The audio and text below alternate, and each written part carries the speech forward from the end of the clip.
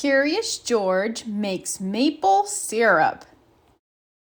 George loved mornings in the country. Sunday was his favorite morning of all because Sunday was pancake day. Today, the man with the yellow hat was teaching George how to make pancakes. When they start to get bubbly, it means they're ready to flip, his friend said.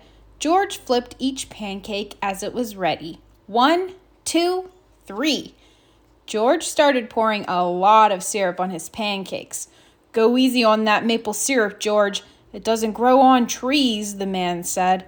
Then he thought for a moment and said, well, in a way, it does. George was confused.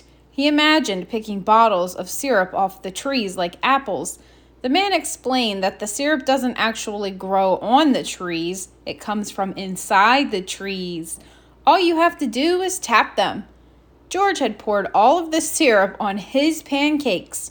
Now there was no syrup left for his friend. But George had an idea. There were plenty of trees outside. All he had to do was tap them. George put on his coat and went outside. There were many trees on the Rankins' farm. He tapped on each tree like he was knocking on a door. George's friends, Allie and Mr. Rankin, came over to see what he was doing. George, why are you knocking on that tree? Asked Allie. George showed them the syrup bottle. Are you looking for syrup? Mr. Rankins asked. First, you've got to tap the tree to get its sap, Mr. Rankins explained. That doesn't mean you knock on it. You have to hammer the tap into the tree. Then you can collect the sap in a bucket. Like this, Mr. Rankins demonstrated. Mr. Rankins had an extra bucket to spare, so George and Allie could collect their own sap. George was excited. He could cover mountains of pancakes with a whole bucket of maple syrup. Mr. Rankins explained that to find a maple tree, you have to know the characteristics to look for.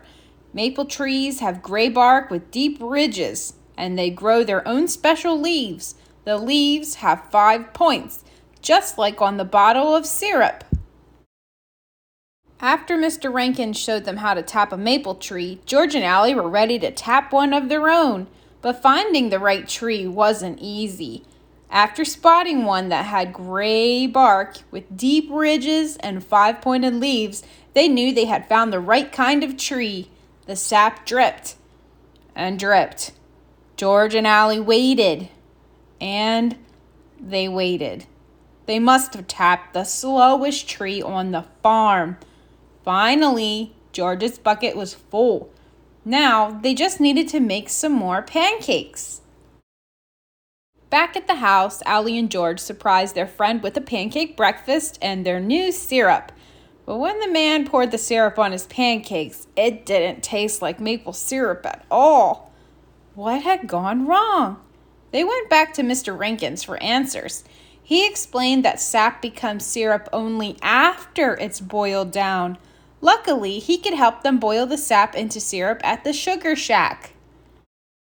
It takes a while to boil, but if you leave it too long, it can bubble over and burn, Mr. Rankins warned. I'm going to go check on the cows. You two keep an eye on the sap. George and Allie watched the sap and waited for it to boil. Mr. Rankins was right. It was taking a very long time, and they were getting tired. Suddenly, the sap started to boil over. George tried to fan the sap with pancakes to cool it down, but the butter on the pancakes slipped into the pan. The butter smoothed out the sap and kept it from boiling over. Mr. Rankins returned and said that the butter had stopped the sap from burning. Now it had finally turned into syrup. With the help of Allie and Mr. Rankins, George had made a bottle of his very own maple syrup. The next Sunday, George made pancakes for his friend and poured his homemade maple syrup on them. Thanks, George, said the man. This is the best Sunday morning syrup I've ever had.